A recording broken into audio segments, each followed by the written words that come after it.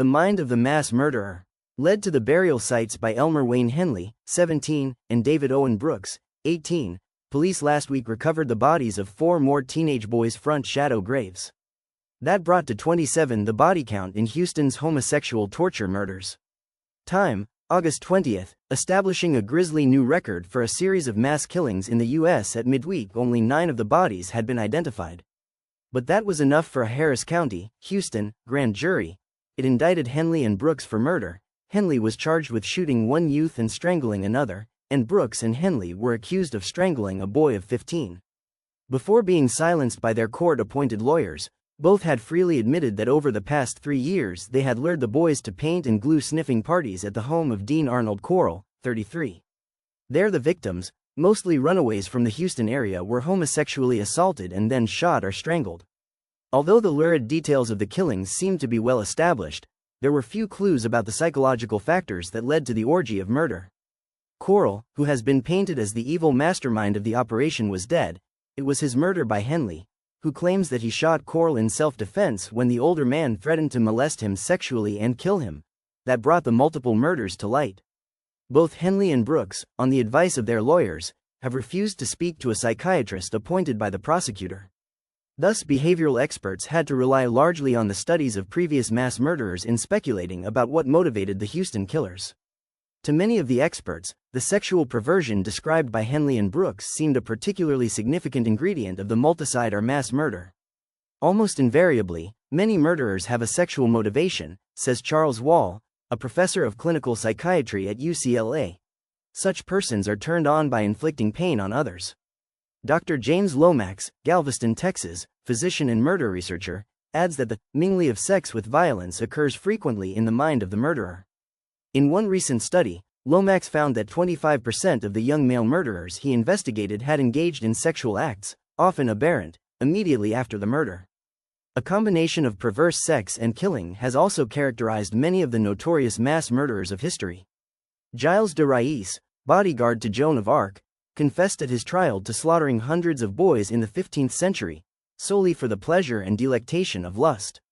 Henri Landru, the French Bluebeard, specialized in ravishing and killing lonely women until the guillotine ended his career in 1922. A German school teacher named Wagner, who was obsessed with an act of sodomy that he said he committed when he was 27, killed his family of 5, 9 other people and a number of cows in 1913. Fritz Haarmann, the ogre of Hanover, combined homosexuality with the killing of at least 24 victims shortly after World War I. His lover, Hans Granz, was also convicted in the murders. In 1958, Charles Starkweather ran amok in Nebraska with his 14-year-old girlfriend, Caril Fugate, and killed 10 people. He interrupted his murderous spree with an abnormal sexual assault on the body of one of his victims, a teenage girl. Oddly enough, the murder of Dean Corll seems to have been touched off by an aversion to sex with women. Henley had brought 15-year-old Rhonda Williams to Corll's house. She was strapped to a board face up. A boy was manacled to the same board face down. Corll, according to Henley, was mad because I brought the chick over there. That led to their fatal argument. Afterward, Henley protested, "I didn't go to bed with that girl." Despite the mass of seeming evidence, many experts dispute the view that aberrant sex is causally related to mass murder. Harry Kozel, director of the Center for the Diagnosis and Treatment of Dangerous Persons in Massachusetts, emphasizes that, while homosexual murders attract great attention, their incidence is rare. In mass murder, he has found, sex doesn't seem to be the motivation. One trait that Kozel has found in common among mass murderers: a certain homogeneity about the victims. Jack the Ripper, for example, invariably chose prostitutes, and the Boston Strangler, 13 victims, selected mostly elderly women.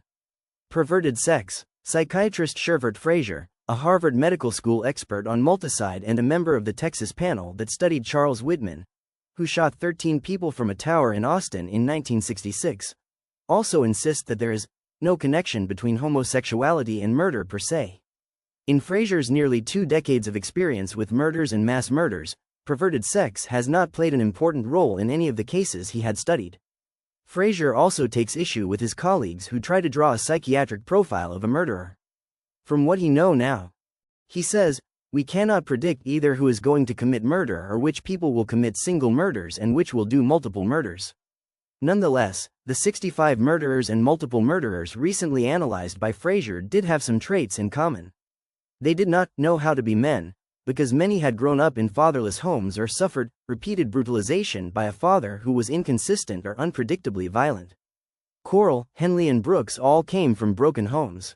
Mrs. Mary Henley told reporters that Wayne, her eldest son, dropped out of high school in 1970 because his father, now divorced from Mrs. Henley, had beaten him and shot at her. Other similarities between Fraser's murderers included loner type, isolation, episodes of inability to control impulses, periodic buildups of restlessness and anxiety, an unusual familiarity with weapons, a lack of guilt over their acts, and a high incidence of repeated personal humiliation and a sense of powerlessness and personal inadequacy. Another list has been compiled by Joseph Wepman, a psychology professor at the University of Chicago. His commonalities among mass murderers: inability to hold a job, no apparent feelings toward the victims, seeing victims as objects, not people, and often not viewing their crime as murder. Still, other experts believe that certain physical abnormalities play an important role in producing a mass murderer. Among them, chromosome irregularities, hormonal imbalances, and brain damage. Charles Whitman, for instance, was found to have a brain tumor.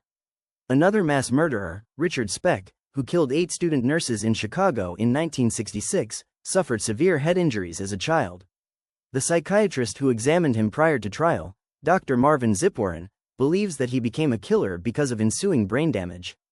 Zipwarren, who has since written a book on Speck and examined more than 300 other murderers, also contends that they seem normal until that moment when the brakes go, when the right combination of chemical, physical, psychic, and social factors send them out of control.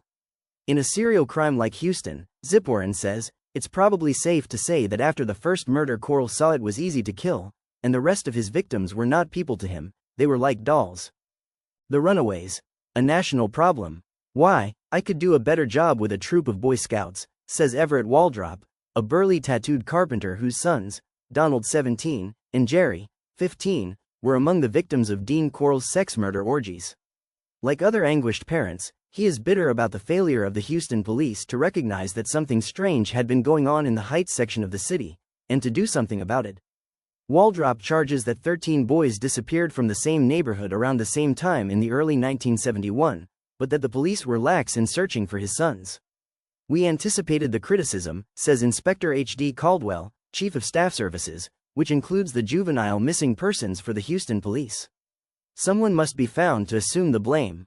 But, says Houston Police Chief Herman Short, this kind of disgusting attempt at scapegoating compounds an already tragic incident.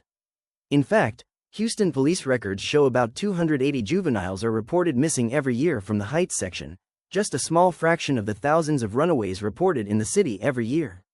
David Hillegeist, believed to be one of the still unidentified victims, has been missing and the object of an agonizing search by his parents for more than 2 years.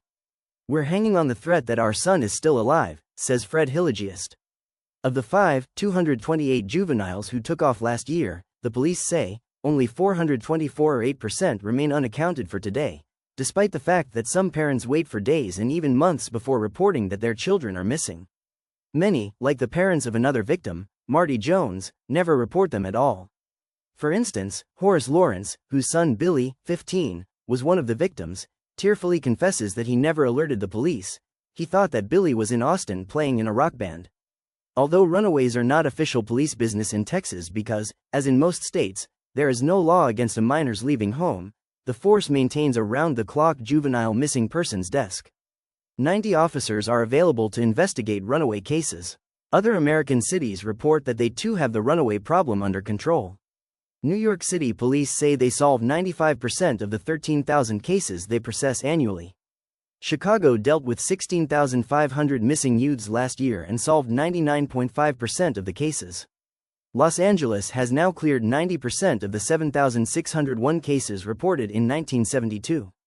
Even so, the number of juvenile runaways seems to be going up across the nation. The FBI reports that 164,000 runaways were taken into custody. Most are then simply returned to their parents, in 1972, compared with only 118,000 in 1967. Ironically, the number of runaway cases in Houston declined almost 10% between 1971 and 1972. Because most runaways are not reported missing, authorities estimate the U.S. total last year at 1 million. Though the nature of the runaways varies from city to city, across the nation the youthful fugitives seem to have one thing in common: they are fleeing their parents. At San Francisco's Huckleberry House, which counsels under 18 runaways, Stephen Lieberman, co-director of Youth Advocates, the center's sponsoring agency, says, most runaways leave home for a legitimate reason. Some typical reasons: beatings by brutal parents, arguments over the use of drugs, lack of freedom, and sometimes anger on the part of girls toward sexual advances by their fathers or stepfathers. Furthermore, says Lieberman, about 2/3 of the kids come from homes where the marriage of their natural parents is not intact. It is for these reasons that the Looking Glass Runaway Center in Chicago attempts to steer its runaways clear of the authorities. Says Counselor Ann Fortune, "We feel it's inappropriate to report these kids, unless legally necessary, because it's usually the idea of authority that they're running away from in the first place. But many runaway centers are facing a crisis. Their federal funding will run out if Congress fails to pass the Runaway Youth Act, now under consideration. If they are forced to close," says Bruce McQuaker of the Travelers Aid Society, which sponsors Looking Glass, "that's just one less chance for the runaway and one more chance for a Houston."